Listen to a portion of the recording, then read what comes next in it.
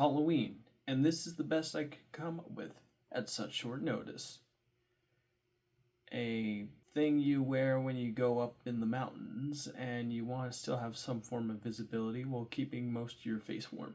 I don't know, do I look like a character from like a obscure comic from the underground or something? Or, well, if I do, then I am that character. Well, I suppose I'll do the rest of the episode like this, so let's get started. So, I weighed myself this morning. I went up a pound from yesterday. So, yesterday I was like 155.5, and today I was 156.5. I guess I had too many calories and I didn't move enough to burn all of it off. Such a shame. Well, there we go.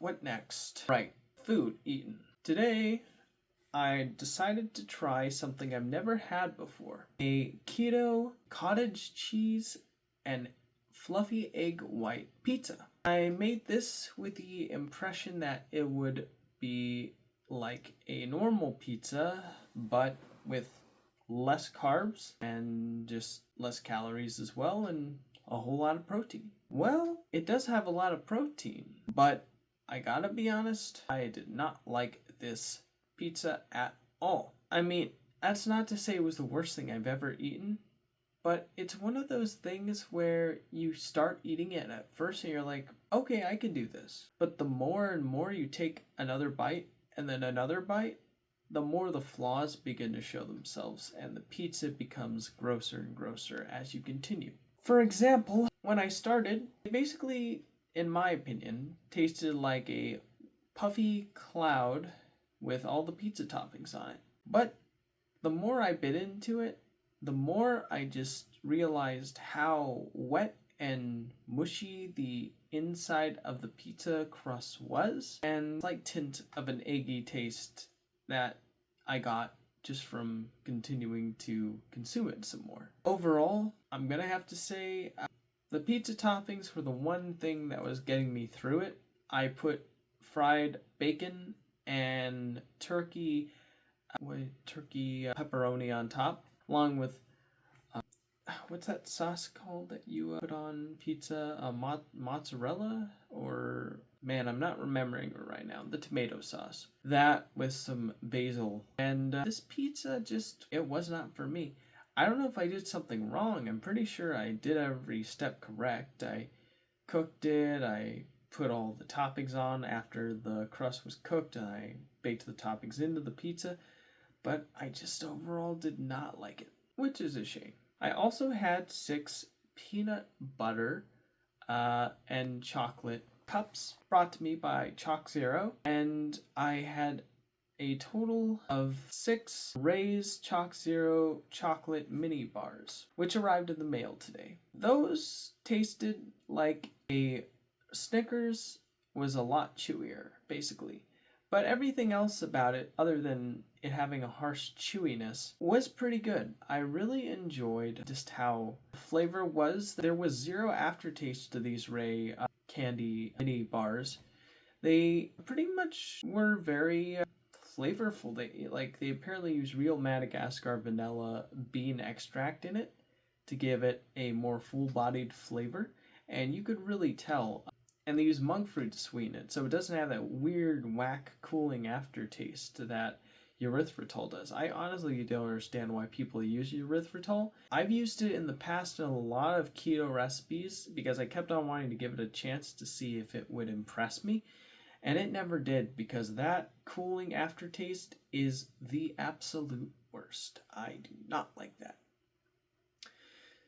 Monk fruit, it's a little bitter, but I feel like if you combine it with the right flavors, like, confectioner's chocolate and Madagascar vanilla bean extract and, nuts, then that distracts you enough from the slightly bitter aftertaste, and you instead focus on the sweetness that the monk fruit brings to the table. So, yeah, it's pretty good. Overall, I'd say I probably ate around 1,800 calories today. And based on my Samsung Health app from all the walking I did at work, which is the exercise portion, I burned around 720 calories. So that means that in total I have had a grand total of like around 1,080 calories today. So that's pretty cool. That's just an estimate. I don't know the exact amount for certain. Probably should be counting my calories every time I eat, but I just, do it in my mind as like a vague suggestion. All right, well, now that we've finished the health update and keeping track of my health goals so I can reach my ideal weight of 145 and then stay there when I get there, let us move on to the daily update portion. Let's get started. See what the most interesting things happened today. Well, I woke up, and when I got up, I was greeted by my mom, who said she needed to go to work, so she left. And when she left, I decided to get started on my keto pizza crust. Actually, I'm pretty sure like my mom went in my room to say she was leaving, and when she left, that's when I got up. I think that's what happened. But anyways, I made the keto pizza crust. It was an interesting recipe, to say the least. It required you to take cottage cheese, grind that up, and then mix it with egg yolks separated from egg whites. Then with the egg whites, you take those egg whites that are brought from 4 large eggs, you mix that in a blender continuously with cream of tartar, which is an agent that stabilizes the egg whites as they're fluffing up into stiff peaks. And once they've become stiff peaks, and you also put 2 tablespoons of cream cheese with the cottage cheese blended mixture with the egg yolks.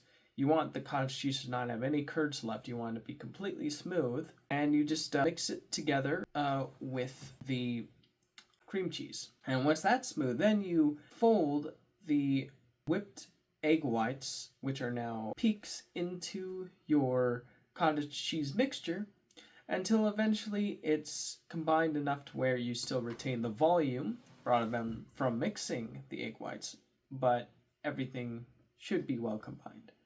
And then you put that on a baking tray lined with parchment paper and sprayed down with cooking oil, so that way the bread doesn't stick.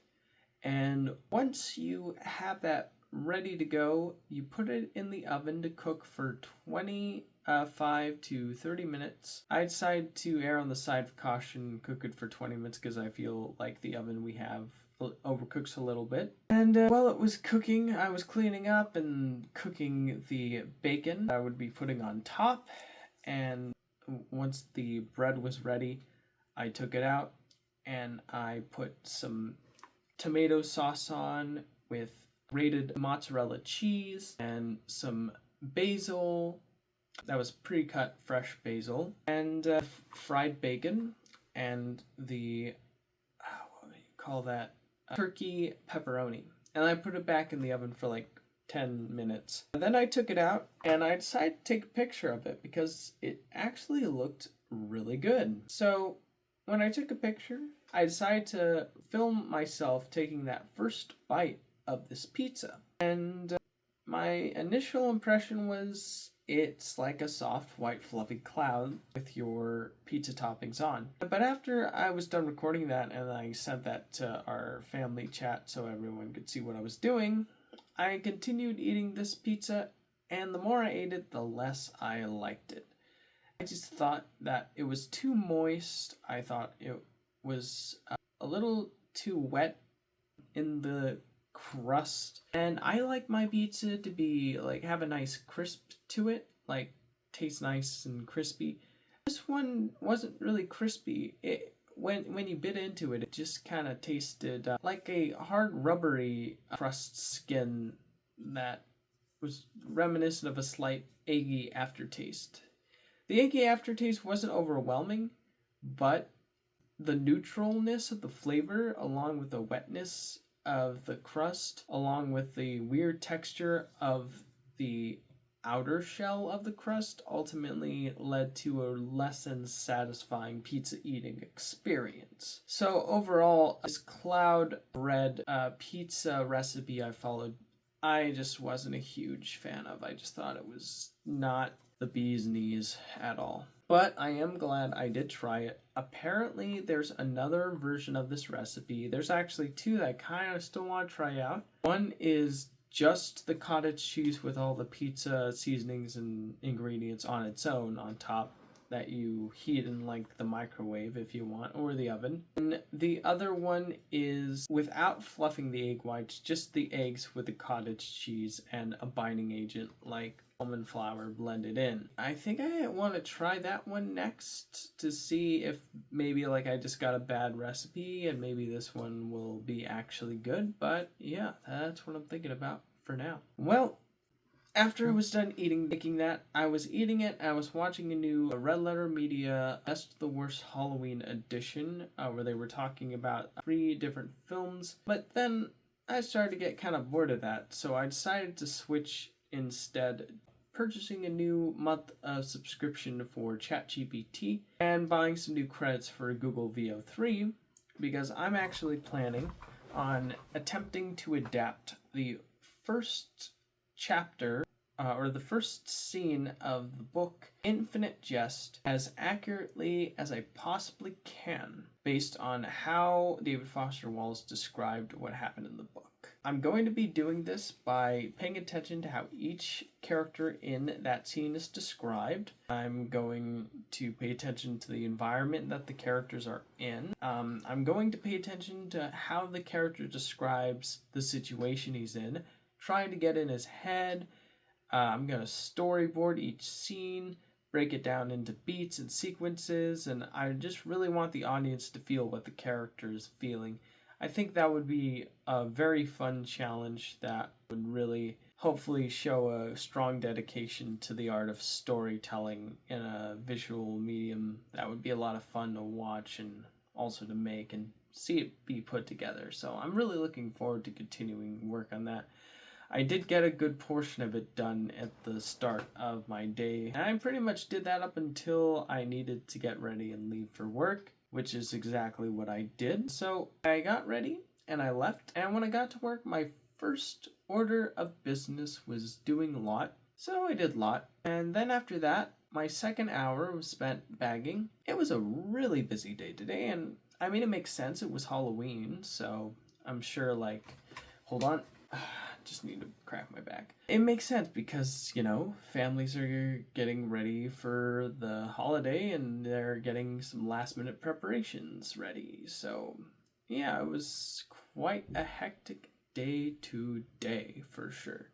Just nonstop customers. In fact, it got so crazy that I was supposed to be on my bagging duty for the next 3 hours of my shift, but closing after the second hour of my shift, I was asked to assist one of my coworkers with pushing carts outside because it was so crazy and so busy that lot required 2 people to push carts instead of 1. So I agreed to do that. Now, before I did that, I was taking some orders out. One order, there was a lady who was taking a little longer than expected for her to arrive. So there was actually a guy who arrived before her, so I decided to postpone her order until she arrived and take this guy's order out first since he was the first one to arrive. And then eventually I did get the lady's order in. So that was cool. There was another interesting interaction that I remember having where there was a woman whose card was for whatever reason getting declined at the check stand. So the cashier asked me to help her out to the ATM to see if she could get cash out and use that to buy her groceries. And so she permitted me to allow her to help, and it was quite a crazy process because every time we attempted to take this order to take cash out to pay for her groceries, it would keep on declining. And then every now and then it would say, yeah, never mind, you're actually good, here you go. And she would take her cash and, that only happened 3 times. And the rest, it would give us a hard time. It wouldn't let us go. So I thought, well, we already got a good amount of cash out now, so let's see if you could split the order between cash and card and see if you could pay for it that way. So she apparently tried that and succeeded. So that was cool to hear. I'm glad she was able to square that away. And holy cow, yeah, it was a busy day today. I was honestly so emotionally and mentally exhausted by the end of the first half of the day that when I finally was able to punch out for lunch after my 4th hour, which was once again bagging, I just went straight to my car, went straight to home, and then I just was so exhausted that, like, I was like, man, I'm not even gonna make food. I'm just going to take these Ray candy bars, mini candy bars that just arrived from Amazon in the mail today. I'm just gonna have 6 of those. That'll be about the amount that I would have eaten if I had an actual meal with, like, 520 calories. So I ate that along with 3 peanut butter cups from Chalk Zero. When I got home for lunch, my mom was there. She suggested I make a BLT. I suggested I was way too tired to do that, so instead I just made I just had the Ray candy bars. Plus it's Halloween, and you're supposed to live up Halloween with your candy, right? And that's honestly the reason why I got those Ray candy bars to begin with, because I wanted something candy-ish to eat to celebrate the fact that it was Halloween. So that's why I got it. So yeah. And then my sister arrived, and I was telling her all about my Infinite Jest project and how I decided to restart the project from scratch. Because originally when I was developing it on VO3, I was just having ChatGPT be like the main writer in terms of the way the characters looked. Well, I would direct the shot composition and shot direction. But then when I decided to listen to me reading the book, which I actually recorded myself reading the first chapter of the book and have it as a private video on my YouTube channel of me dressed up in a Windsor sports coat with a knot and everything. Is that a thing, Windsor sports coats? I don't know. Sports coat with a Windsor knot. There we go. Notice there were so many details that I wasn't paying attention to before. The fact that there are 8 characters in the room that Hal is being interviewed in, I always just assumed it was 6. Like Hal, his coach, his uncle, and the 3 deans of admissions, athletic affairs, and I'm forgetting the other one. But apparently there's 2 other people in the room. One was Mr. D. Lint, and the other one I'm forgetting his name right now, or what his role was. But I can't believe I forgot that. And the weird thing was 2 of the characters in the office as Hal is being interviewed are standing up. So, what, are they in the corner of the room just awkwardly standing there? Or, how am I going to direct that? That's going to be an interesting challenge for sure. But so many things I just didn't pay attention to my first go-around of attempting to adapt this. Hold on. Is it still recording? Yeah. Okay. Sorry about that. My screen darkened, and I was worried that it stopped recording. Okay, anyways. But yeah, I was basically telling my sister about my process and all the little things I found out along the way of attempting to redo this scene, and how I am going to actually plan on extensively storyboarding and pre-planning every shot. So that way, when I use VO3 to generate each scene, I won't waste any generations, or at the very least waste very little generations. Because the problem with VO3 originally was that I was just expecting it to do all the editing on its own, and when it tried doing editing, it made characters say other characters' dialogue. It did awkward cuts to other scenes that weren't relevant to what was happening in the scene at that time. And I realized if you want to play nice with VO3 and get the most out of each of your generations, you're going to have the scene generate one at a time and then intercut and edit each scene that you want to play off each other editing software. So that's what I'm going to do instead. So that's going to be a fun and interesting challenge for sure. Yeah. So that's pretty much everything I was telling my sister about this project. After that, I left back for work, where my next 4 hours would be spent doing sweeps. Of course, I was also given double duty in the last 2 hours of the day where I need to do sweeps and lot as well. Of course, I spent my closing hours doing certain closing duties like taking out the trash, refilling the bags. Sorry about that. What else did I do? I swept the floors. I did that. And brought in the signs and the carts. So, yeah, that's pretty good. And I also cleared the lot. So, pretty stacked closing shift, if I do say so myself. I was even asked to sweep out the leftover pumpkin mess that was left behind. We had to get rid of all the pumpkins because Halloween will be over and we won't be able to sell them. And yeah, that's pretty much it. Any interesting interactions at work today? I interacted with one of my favorite coworkers who asked me if I was gonna wear a costume. I said I'll probably put on like a white sheet and cut out holes. This is technically kind of like that. I mean, this isn't a white sheet. This is like a black like beanie, and I mean these are kind of like holes. I mean, but with like glasses on them to avoid ultraviolet light. So, you know, kind of works. Yeah. And there was some fun costumes at work today. It was Halloween. Some people dressed up as the Teenage Mutant Ninja Turtles. There was someone who was dressed up as SpongeBob. Another person was dressed up as Michael Myers from the Halloween movies. So yeah, there was quite a lot of variety there. A lot of fun seeing the different costumes. Really enjoyed that. And so eventually I punched out. I left work. Before I left, I was getting sucked in a YouTube rabbit hole on my phone in the car in the parking lot about a guy who recreated the Xbox prototype as a one-to-one copy based on a display case of the device that he saw at like an expo photograph from the early 2000s. He took that and based solely on that, he recreated the Xbox prototype, which is basically just a literal X-shaped chassis that holds the guts of the Xbox console.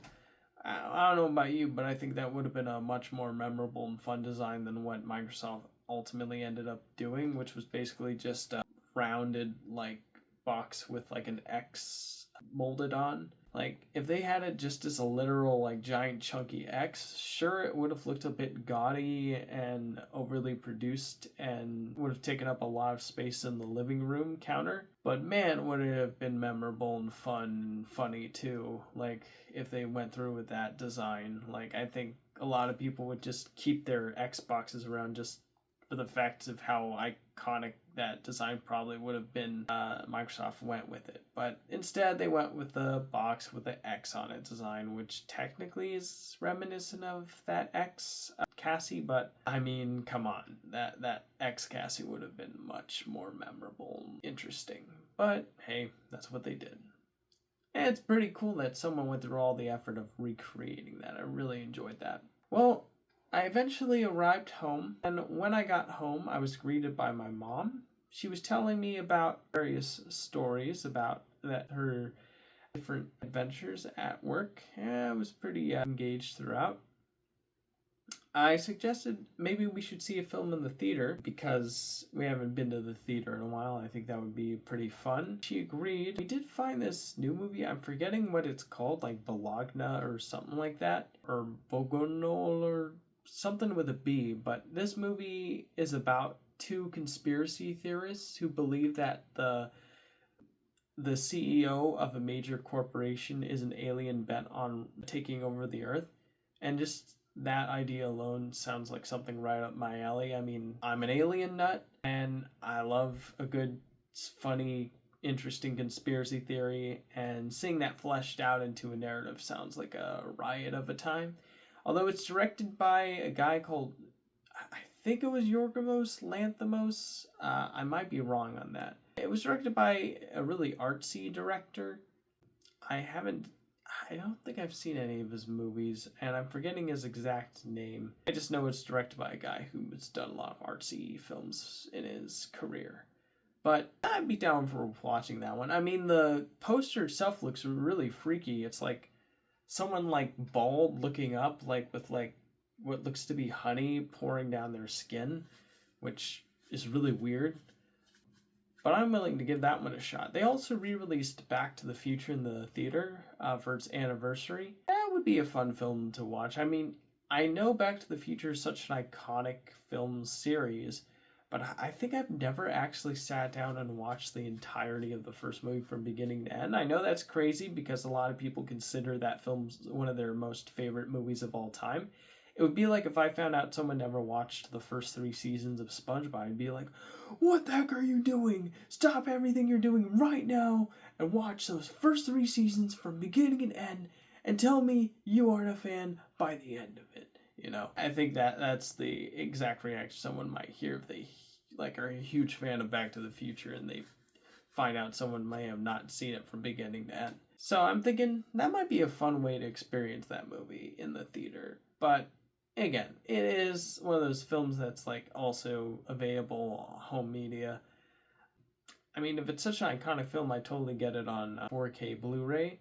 You know, it's always good to have a physical copy. You know, if you just go complete streaming person, then you're basically just waiving your rights of media ownership to big corporations who will decide on what you watch, when and where, and I'm not about that. I like the idea of owning my media, and you know, if it's such an iconic franchise, I mean, it'd be kind of fun to own. But yeah, but then my mom thought, ooh, maybe we could watch something scary before we go to bed for Halloween, and I was so exhausted from my day at work, I declined the offer. But then I ended up just watching a whole bunch of videos about people making cauliflower crust pizzas to try to understand what I did wrong to begin with.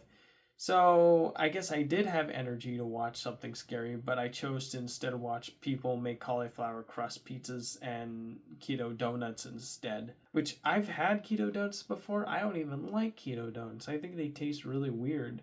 But I guess I just have this weird fascination with seeing people try different weird recipes on a very strange diet. What can I say? Probably would have better spent that time watching something Halloween themed on Halloween before going to bed on Halloween, but what are you gonna do? Well, after I was done with that, I was like, oh, I need to make my video. So here it is, and yeah, happy Halloween, everyone. Thanks for tuning in. I didn't really do anything that Halloween oriented today. The closest thing I guess you could say is, I don't know, put this thing on. Ooh. But that's about it. But honestly, it's a pretty limp Halloween if I'm gonna be honest. I didn't go to any fun events or anything.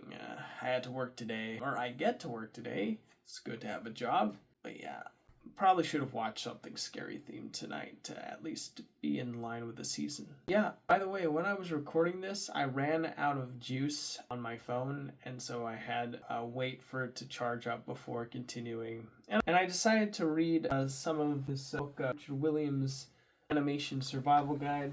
If I could show that really quick. This is an excellent book.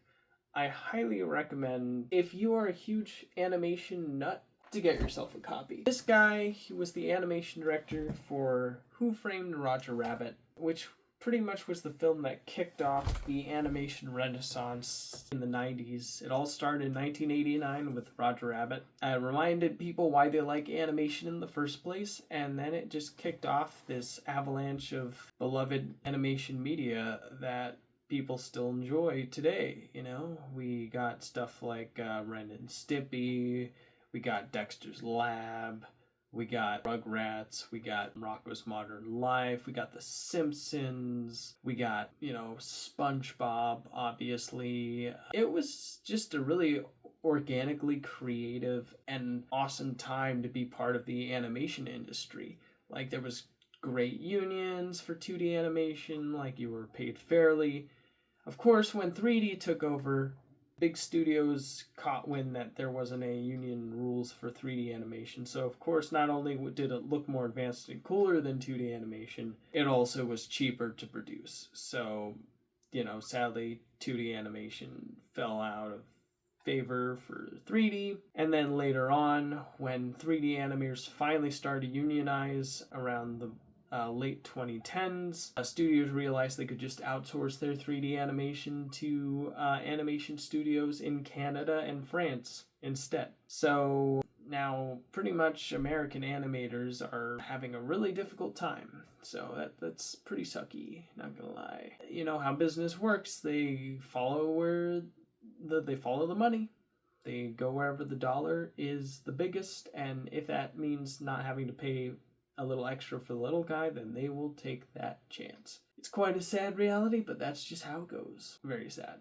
At this rate, if you want to be a success in animation, you gotta be a VisiPop. You gotta create your own IP, you gotta market the heck out of it on your own, go to conventions, cons, network, wrangle up a team of animators and who will be willing to work with you and have a strong lineup of quality episodes and art and material that people can watch and enjoy, and have them really get connected with that brand and gain a loyalty with what you've created.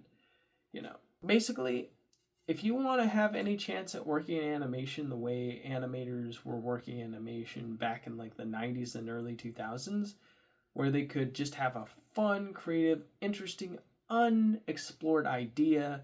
They could go up to a studio bigwig, say, hey, I have this wacky, weird idea. Can we fund this and make a show out of it? And the big studio corporate executive bigwig would be like, okay, let's do it. We need more content on our service. And then they'd give you the money, and then you could make the show you'd want to make. Those days are over, gone, destroyed. Because now, big executive bigwigs only care about pre-existing property that they believe already has brand recognition and wide appeal, and they don't want to tip their toes in anything that's foreign or new or unique or interesting or creative anymore. They just want to make the same 5 shows for now until the end of time because they believe that is the safest return on investment. And so now if you want to make the fun, creative, interesting, unique shows that were so prevalent throughout the early 90s all the way to the mid to late 2000s or early 2010s, you gotta start your own company, you gotta start your own business, you gotta become an entrepreneur, you've gotta sell, and you've gotta create, and you just gotta hope and pray that from your grassroots program you can make something that appeals to a decent amount of people to where they're willing to part with a little bit of their money to financially support your dream, That's pretty much the way it is now, which is both a good and a bad thing.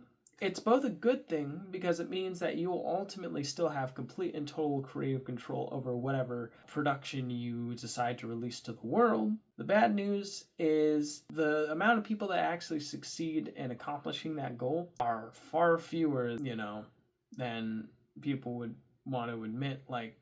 Ultimately, you just need to work your butt off and make sure you've got a strong team of, friends and artists who are willing to work and push through thick and thin. And that's pretty much how it is now. All right, that's enough of my long, unending rant. I'm going to go to bed now. Happy Halloween. Thanks for tuning in. And I will see you. Hey, there it is. And I will see you tomorrow. Good night, everybody, and take care.